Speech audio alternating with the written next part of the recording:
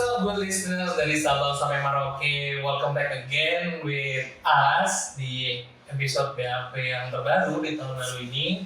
Nah kali ini aku nggak on air secara sendiri nggak on air sendiri karena ditemani nih sama partnerku namanya Marina. Oke, Mas Komang. Halo. Hari ini kita duet. Akhirnya Kita duet, mau ya. bahas apa nih? Kita bakal bahas sesuatu yang sangat dekat dengan kita. Gak usah jauh-jauh. Gak usah jauh-jauh ya. Benar. Tapi jauh sih narasumbernya nggak ada. Kalau yang narasumbernya jauh memang. Tapi materi yang akan kita, kok materi ya? Tema yang akan kita bahas nih itu masih dekat-dekat dengan kita lah. Kita ngobrol-ngobrol santai aja. Benar. Dan kita ngobrol ini udah kedatangan 2 tamu yang spesial nih, Mas. Iya. Siapa aja nih, Mas? Bisa dikenalin nggak? Iya, Yang jadi pertama dari mana nih? kita itu kedatangan tamu jauh nih. Spesial. Nyebrang pulau ya? Ada nyebrang pulau. Saya kenalin, ada 2 narasumber sih, tapi saya kenalin dulu yang sebelah saya. Jadi kali ini untuk narasumber pertama kita ada Bapak Kepala Balai Besar POM di Banjarmasin, Bapak Leonard Duma. Apa kabar Bapak? Luar biasa. Asik. Tetap luar biasa ya, walaupun udah sore, udah menjelang maghrib, tapi semangatnya sehat Pak? Alhamdulillah sehat. Sehat. Makasih nih udah join nih di kita di podcast BAP ini gitu. Nah selanjutnya yang kedua, siapa Mas Komang? ada Ibu Budi. Selamat datang Ibu. Sehat Bu? Ibu dari Balai Besar POM dari BPOM Surabaya. Jauh ya, tapi masih satu pulau. Kita satu dari Kalimantan sana, satu dari ujung timur Jawa. Pulau Jawa benar. Nah, langsung aja. Mungkin sebelum ini dulu kan, Bupa kita mau pamer dulu nih. Mau pamer dikit lah. Iya boleh. Walaupun belum juara ya kita pamer dikit ya. Jadi, nah kita ini ada di ruangan namanya Ruang Rindu. Jadi Ruang Rindu ini adalah ruangan yang sengaja dibuat untuk AOC bisa kayak tempat curhat, mungkin sharing-sharing kalau ada tentang ide, inovasi, atau misalnya mau mungkin sekadar ngaso-ngaso doang, nyantai-nyantai juga di sini ya. Buat self healing Buat bisa. healing. Dan juga ini salah satu acara yang kita lakukan di ruang itu yaitu BAP. Coba boleh dijelasin sendiri Mas Komang, apa ini nge-BAP? Nah, BAP itu sendiri sebenarnya padanan dari BPOM Bandung AOC Podcast, Bapak Ibu. Pas nih digabung jadi BAP. Jadi kalau Bapak Ibu merasa di sini mau podcast enggak? Kita mau periksa. Dia udah buat catatan BAP. Kita mau BAP Bapak Ibu di sini. Oke, langsung aja Mar ke pertama nih. Pertama, kita akan bahas tentang harapan kita kan di 2024. Ini kan 2024, jadi mumpung tahun baru, resolusi baru, pasti pengen punya cita-cita yang baru. Nah, kalau Bandung sendiri kan ingin sekali meraih WBBM karena kita baru aja meraih WBK ya. Nah, jadi mungkin harapan selanjutnya adalah meraih WBBM, dan kita ini sekarang sudah ada narasumber yang sudah meraih WBBM. Jadi mungkin kita mau sharingnya Ibu terkait bagaimana sih Surabaya bisa dapat WBBM, terus gimana kita bisa, mungkin ada banyak hal, ada banyak pelajaran yang bisa kita tiru ya, dan kita bisa ikutan WBBM juga. Nah, Ibu silakan. Jadi apa ya, maksudnya dari segi strategi apa aja yang pada saat itu sebelum mendapatkan PDL WBBM itu Surabaya apa nih yang perlu dipersiapkan baik secara formal maupun informal gitu. Monggo. Oke, baik. Jadi sebenarnya perjalanan BBBM itu tidak langsung ya, kita langsung tidak dapat predikat BBBM. Jadi sebelumnya Balai Besar POM di Surabaya tahun 2017 kita mendapatkan predikat WBK ya. WBK. Ya, di saat WBK ini 2017 terus terang saja kami terlena setelah itu. Jadi 2018, 2019 kami karena terlena akhirnya kami lupa untuk harus mengejar satu lagi yaitu WBBM. Kemudian di 2020 ya, Pas Covid ya Bu ya pas Covid, kemudian 2019 kami sudah mulai sadar sih sebenarnya. Jadi kayaknya kita punya PR lagi nih, nggak cukup cuma WBK, kita harus ada lagi satu yang harus kita capai yaitu WBBM. Tapi kan nggak oleh semua instansi pemerintah. Nah di situ kita mencoba peruntungan di 2019 yang waktu itu kami sempat dipanggil ya, jadi pusat, ternyata hasilnya kami gagal. Kemudian Kalau boleh share tuh gagalnya kenapa? jadi saat itu kita ada DS ya, DS lembar kerja evaluasi kita oleh Menpan, dan Inspektorat. Dan ternyata Balai Besar Polri Surabaya di situ masih dinilai belum cukup mampu ya untuk bisa meraih predikat BBBM seperti itu. Akhirnya kami tetap terus berupaya ya di 2021 ya waktu itu beberapa instansi khususnya BPOM juga semua gencar-gencarnya nih pengen dapat BBBM. Di situ pula kami didorong ya oleh pimpinan kami. Jadi sebenarnya BBBM ini membutuhkan komitmen. Jadi komitmen itu tidak hanya dari pimpinan saja, tapi dari seluruh pegawai yang ada di unit tersebut. Jadi kami bagaimana caranya untuk BBBM ini bisa tercapai. Kemudian selain itu juga kami untuk upaya percepatan untuk mendapatkan predikat BBBM, kami mencoba belajar dengan instansi pemerintah yang lain yang sudah mendapatkan predikat BBBM. Jadi di sana kami belajarnya tidak cuma di internal BPOM, jadi kami ke Bea Cukai, kemudian ke kepolisian ya, kemudian ke beberapa instansi pemerintah lain yang sudah memiliki predikat BBBM, supaya kita ingin tahu nih kira-kira kiat-kiatnya apa sih, jadi seperti itu. Kemudian salah satu kunci ya dari BBBM itu sendiri adalah kesiapan kita untuk mendapatkan predikat bersih melayani adalah responden VIP. Jadi kita kawal ketat nih responden VIP. Kita punya beberapa responden VIP yang sudah kita pilih. Kemudian kami menterminasi ya, kami bentuk suatu engagement yang bagus dengan mereka sehingga nantinya pada saat dilakukan penilaian juga oleh Menpan terhadap responden VIP, mereka bisa memberikan feedback yang baik terkait layanan yang ada di Balai Besar Polri Surabaya. Seperti itu.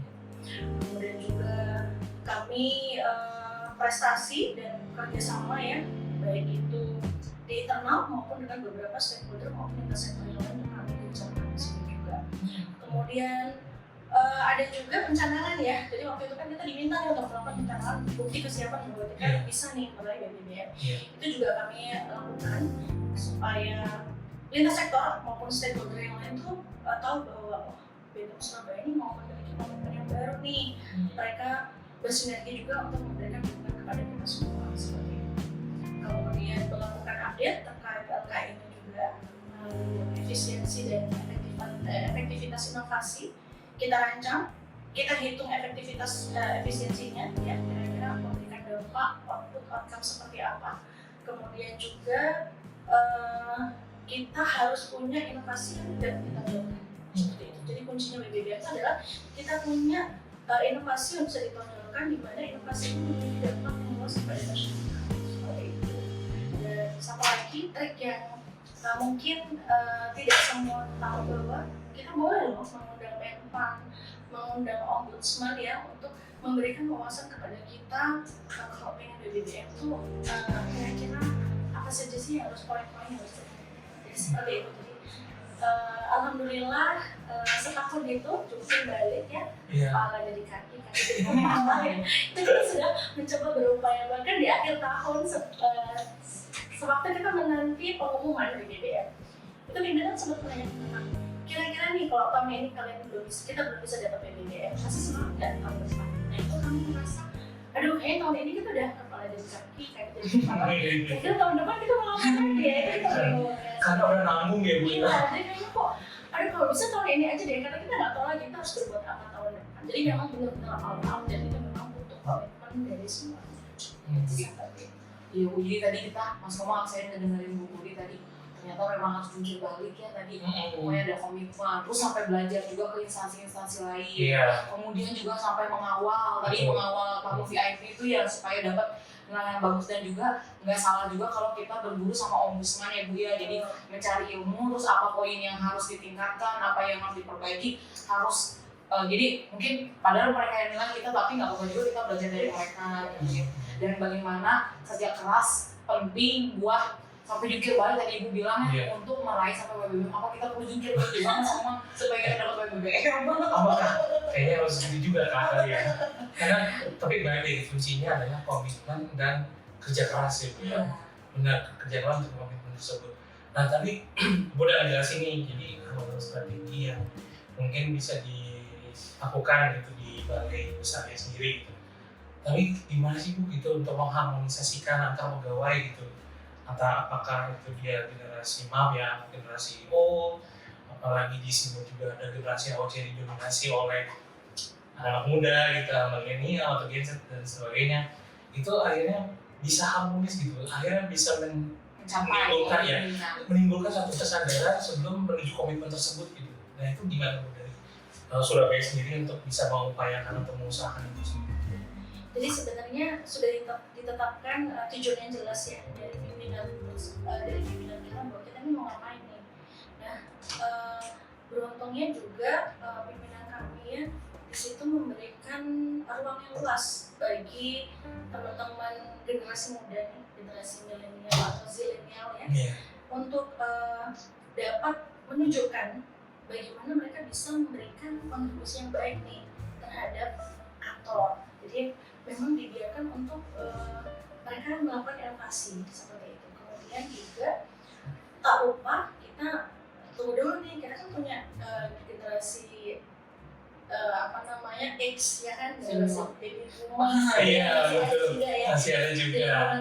Bahwa kita harus sadar pula bahwa generasi-generasi yang saat ini ada itu adalah produk dari generasi-generasi terdahulu. Jadi pimpinan itu benar bisa merangkuh dari generasi yang senior dan junior ya, dan memberikan ruang yang sama juga ya, sehingga harmonisasi ini terjadi seperti itu. Jadi memang tidak membuat tidak menjadikan itu sebagai gap, tidak, tapi merangkuh bersama-sama, mengajak para generasi senior itu untuk ini ada milenial nih bisa dicontoh, tapi juga milenial juga dipahamkan bahwa mereka itu memiliki kelebihan yang lain. Jadi silakan diajak, digabung, kemudian belajar dari apa yang mereka punya dan kita lakukan seperti itu sih. Berkesinambungan. Iya, dan juga jadi peran pimpinan itu benar-benar merangkul ya Bu ya semua pihak, dari yang X, kemudian milenial, zilenial, semuanya harus berkolaborasi akhirnya bisa mencapai tujuan yang diharapkan.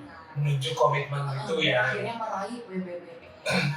Tadi kan kita udah bahas tentang WBBM, terus sekarang kita akan lanjut lagi harapan kita Balai Besar POM Bandung selanjutnya. Selain kita punya harapan supaya kita WBBM, kita juga punya harapan nih AOC-nya di Bandung ini punya harapan bisa juara gitu ya. Dan di samping saya ini dari Bapak Kepala Balai Besar POM di Banjarmasin ini, AOC-nya itu pernah menjadi juara ya, AOC tingkat nasional. Nah, mungkin sekarang Pak boleh sharing di mana AOC di sana bisa meraih dan bagaimana peran pimpinan atau kepala balai dalam mendukung, mensupport anak-anak AOC ini biar jadi juara. Ya mungkin ke anak-anak muda yang gila, yang begitulah, macam-macam gitu Pak Leo.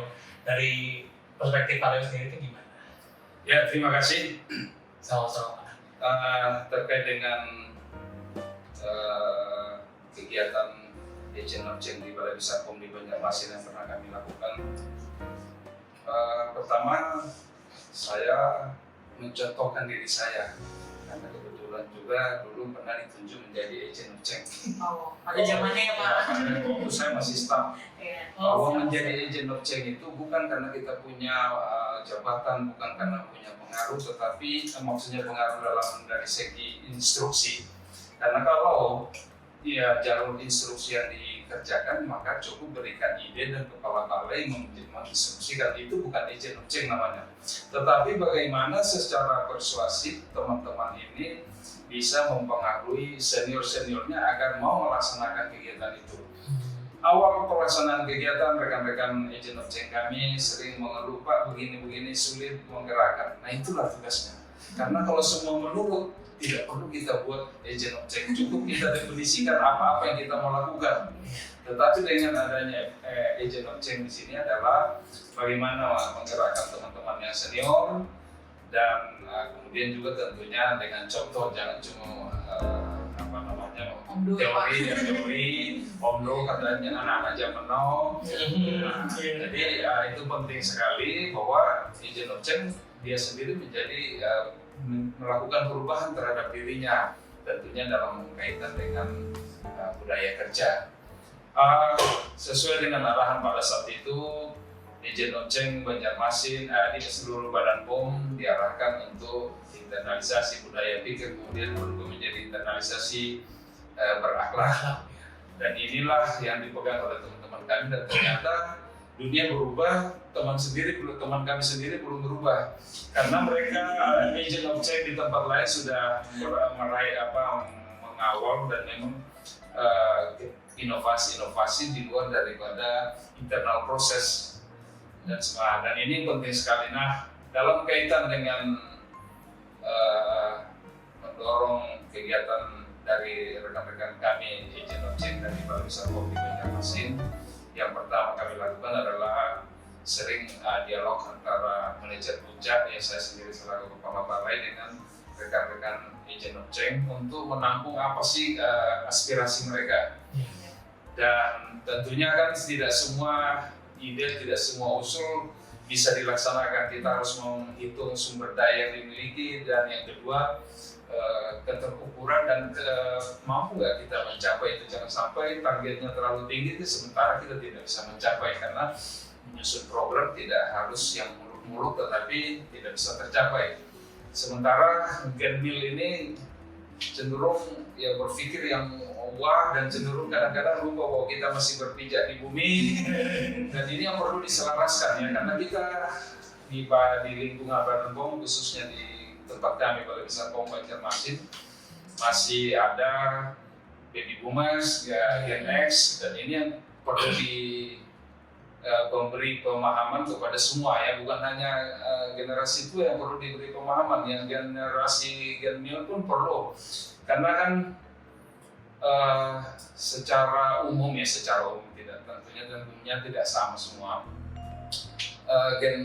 Baby boomers dan Gen X itu salah satu kelebihannya adalah loyal, setia pada pekerjaannya, tapi lambat dalam bekerja.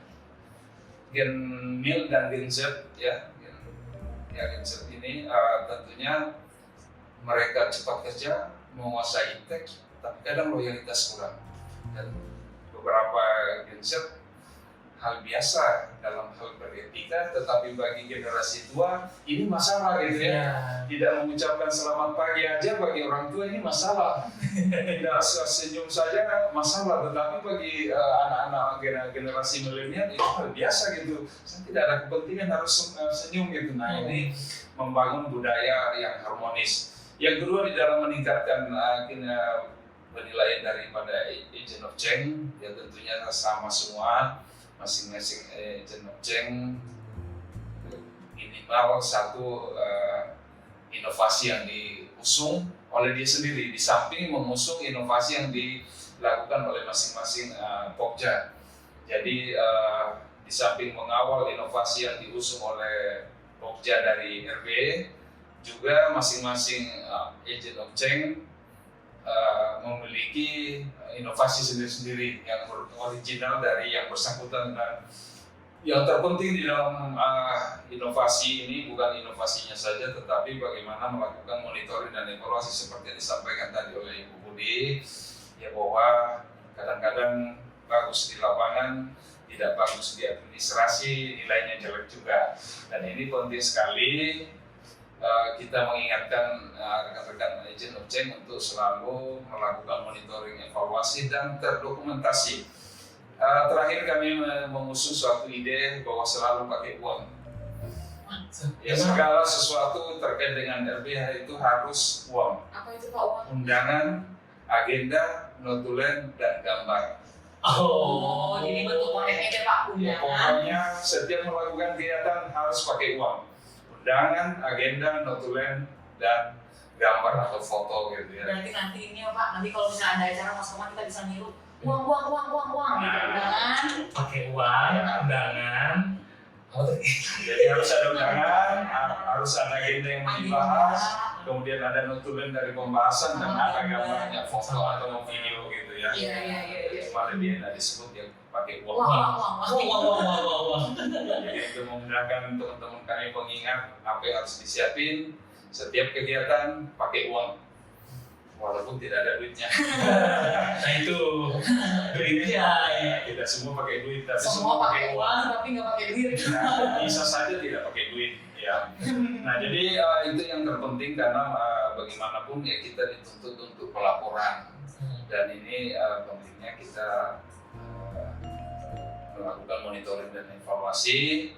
Dan terakhir yang kami lakukan adalah berbagi sharing dengan instansi lain karena salah satu penilaiannya adalah sejauh mana berbagi dengan atau bertukar pikiran, sharing dengan agent of change dari instansi lain di luar Badan POM.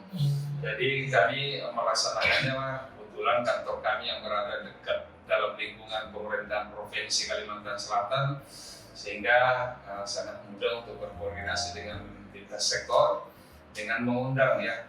Awalnya kami memprakarsai, kami yang undang 2-3 kali kalau saya tidak salah, kemudian selebihnya AOC dari instansi luar yang mengundang teman-teman kita, jadi bergantian jadi tuan rumah lah. Iya.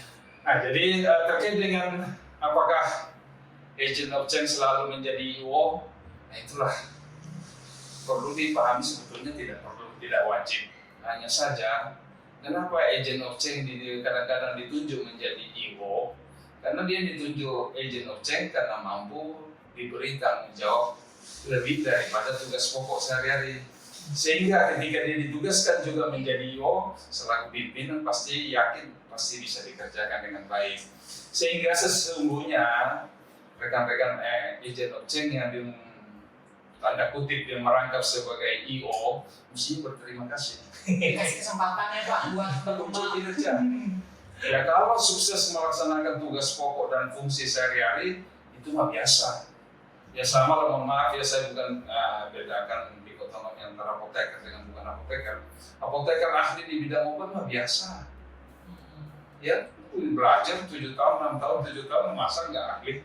Nah, tetapi ketika kita mampu melaksanakan tugas yang baik di luar tugas pokok dan fungsi kita, nah itulah yang memiliki kompetensi lebih, itulah yang memiliki kapasitas yang baik, yang menjadi kader untuk regenerasi di kemudian hari.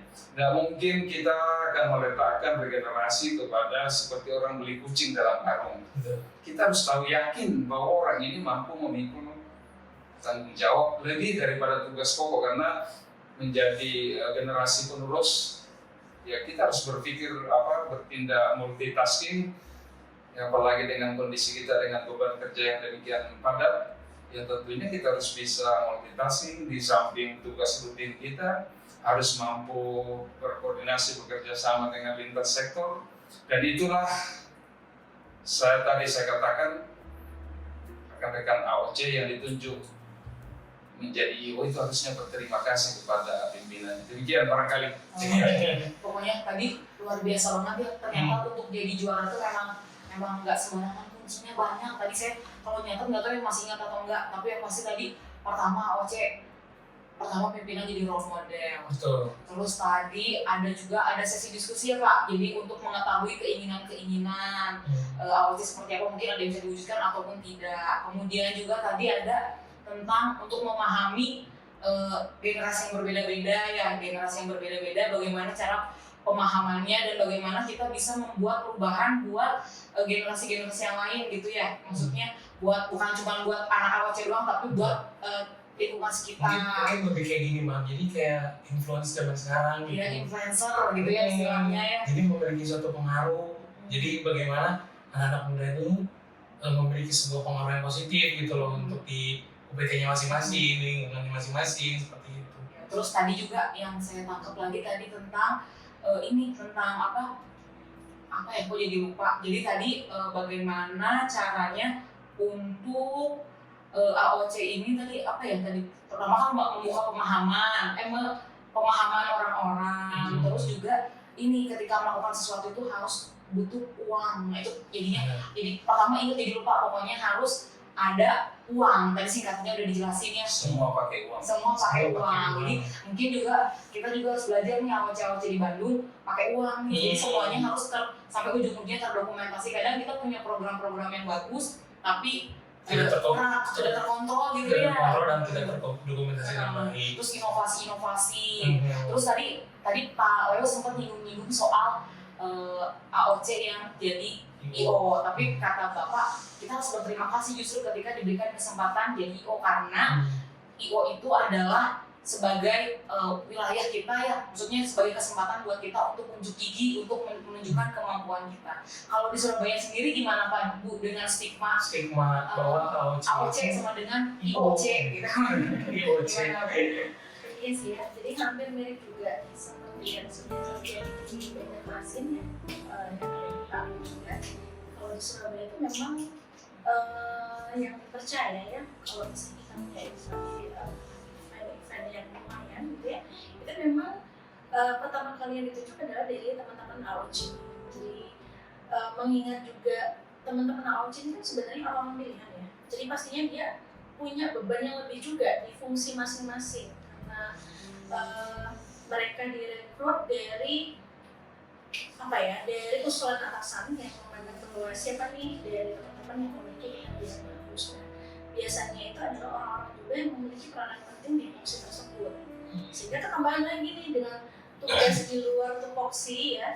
Dan alhamdulillah selama ini AOC yang ada di Balai Surabaya dengan adanya event yang sering kali kita adakan itu menjadi ajang kita untuk saling ketemu dengan teman-teman AOC. Karena memang kalau kita lihat sekarang kita udah sangat tinggi banget ya. Load AOC, load pekerjaan kita sudah sangat tinggi. Otoritas kita sudah bergulir terus ya, nggak pernah berhenti. Jadi meskipun AOC di tempat kami itu punya WA group atau mungkin dalam satu kantor itu jarang banget. Kalau kita bisa ketemu luring itu bisa lengkap tuh jarang banget. Paling kalau sudah mentok dapat deadline apa, biasanya kita zoom, kalau nggak zoom diskusi by WA itu selesai. Tapi di saat kita ketemu secara langsung, merasakan kolaborasi yang benar-benar itu pada saat kita punya event tadi. Jadi kalau di Surabaya juga, ya alhamdulillah mereka sangat senang juga. Jadi tim AOC ini senang juga kalau misalnya dilibatkan ya. Karena memang tadi setuju saya dengan sepakat dengan Pak Leo bahwa pimpinan sudah tahu bahwa yang bersangkutan memiliki kinerja baik, sehingga mudah-mudahan pekerjaan yang akan dihandle nantinya yang akan dikerjakan ini juga akan terselesaikan dengan baik. Jadi walaupun AOC itu kan melakukan tugas-tugas di luar tugas tambahan ya, di luar tugas pokoknya, tapi memang manfaatnya juga lebih besar ya Bu dari beban, atau misalnya kita jadi mikirnya jangan cuma ya nambah lagi kerjaan ya. Kalau kita kan tapi gini Mbak, kita kalau berbicara soal tantangan nih ya, dengan generasi yang sekarang yang milenial, kemudian Gen Z itu lagi bukan booming ya, tapi banyak banget case dimana anak-anak generasi milenial, generasi Z itu gampang overthinking gitu ya, merasa kelebihan beban, merasa orang paling menderita sedunia, kayaknya beban hidup gue berat banget gitu ya, stressnya tuh tinggi banget gitu, sehingga akhirnya mereka jadi overthinking, jadi akhirnya nggak pede gitu. Nah, untuk meminimalisir atau mengcounter permasalahan itu di balai masing-masing bapak ibu itu gimana sih gitu, ketika misalnya ini terjadi sesuatu anak mudanya gitu di PT masing-masing, ketika mereka merasa stres banget nih gitu, kayaknya bebannya hidupnya berat banget, sehingga akhirnya mereka jadi nggak pede, akhirnya jadi overthinking itu gimana sih? Untuk ngasih semangat ke anak-anak muda yang gampang loyo, susah. Karena gini, permasalahannya nggak hanya dari kantor kan, dari luar kantor pun juga banyak banget gitu, dengan melihat kondisi perkembangan medsos sekarang yang udah makin gila banget nih kecepatannya dan penyebarannya gitu. Nah, dari Pak Leo atau mungkin dari Bu Budi itu gimana sih untuk menanggapi suatu permasalahan tersebut yang terkait dengan anak-anak muda mental health issues gitu ya, sekarang tuh lagi kayak viral banget gitu. Dikit-dikit healing, sampai dikit stres, aku butuh healing.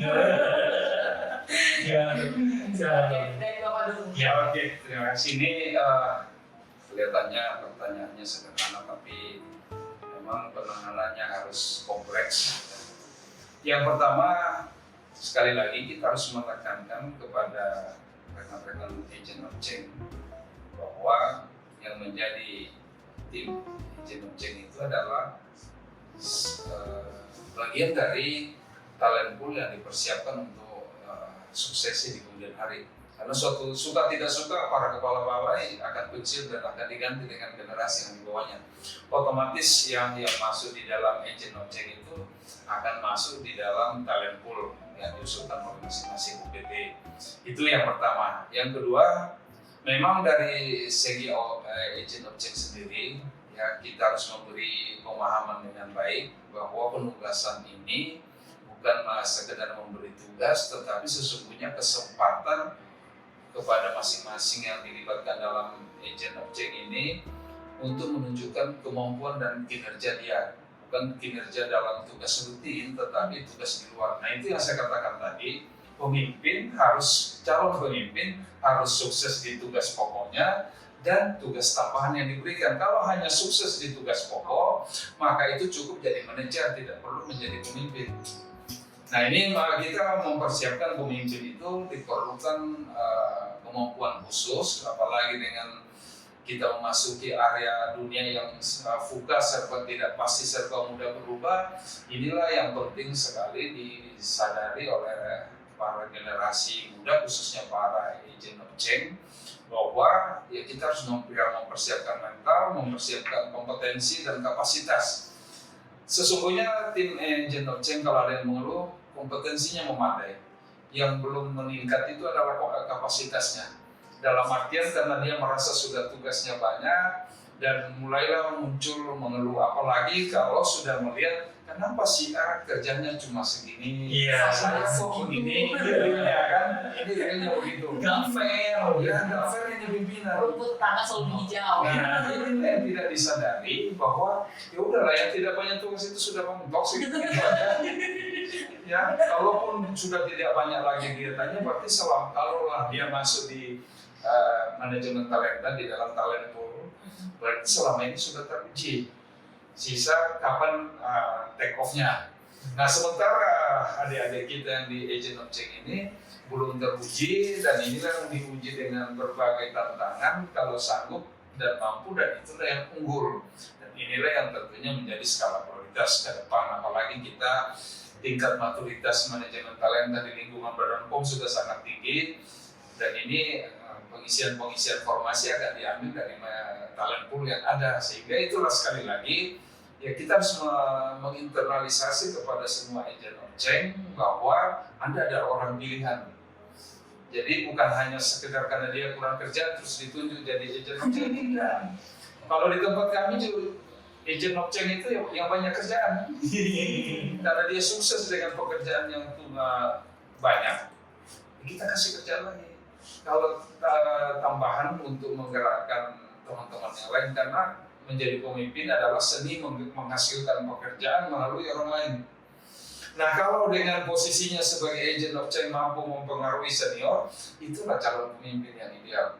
Kalau inisiatif inovasi yang diusung oleh rekan-rekan agent of change dijalankan karena perintah dari kepala balai, maka dia belum menjadi pemimpin, dia baru manajer, menghasilkan pekerjaan berdasarkan sumber daya yang ada, termasuk di dalamnya adalah menggunakan jalur kekuasaan. Memang di dalam sistem manajemen instruksi itu tidak salah, tetapi dari segi kepemimpinan yang diharapkan adalah bagaimana melakukan sesuatu, anggota organisasi melakukan sesuatu bukan karena terpaksa, tetapi dia tergerak karena sudah memahami penting melaksanakan kegiatan ini, sehingga kegiatan yang dilaksanakan bukan lagi karena ditugaskan, tetapi sudah menjadi kebutuhannya.